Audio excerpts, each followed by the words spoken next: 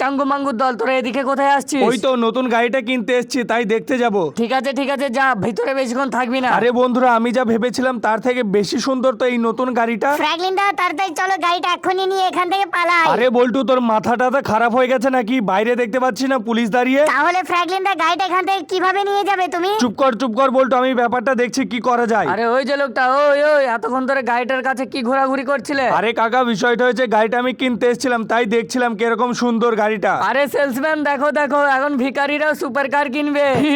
ঠিক বলেছেন sir, ভিখারিরাও super car কিনতে এসছে।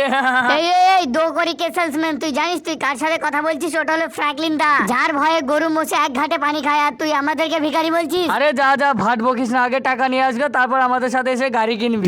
ঠিক আছে, আমি তোদেরকে পরে ঠিক দেখে নেবো। এই বল্টু, তাড়াতাড়ি চলে আয় শোরুম থেকে। আরে যা, তোর মতন ভিখারি আমাদের কাছে রোজই আসে। বল্টু, তাড়াতাড়ি গাড়িতে চাপ, একটা কাজ আছে। ফ্র্যাঙ্কলিন দা, ওরা আমাদেরকে এইভাবে অপমান করে শোরুম থেকে বের করে দিল, আর তুমি চলে আসলে? আরে বল্টু, এদের প্রত্যেকটা অপমানের বদলা নেবো। তুই কি ভাবছিস কি আমাকে? তুই শুধু চুপচাপ বসে বসে দেখ আমি কি করতে পারি ওদের বিরুদ্ধে। ওদের ওই শোরুম নিয়ে এত ডায়লগ, তো ওদের শোরুমই থাকতে দেবো না আমাদের এই শহরে। ফ্র্যাঙ্কলিন দা, তুমি কি করতে চলেছো? আমি তো এখানে কিছুই বুঝতে পারছি না। সবাই বুঝতে পারবে। বন্ধুরা, তোমরা লাইক করে চ্যানেলটা সাবস্ক্রাইব করে দিও, আর পারলে ভিডিওটা তোমাদের বন্ধুদের সাথেও শেয়ার করে দিও।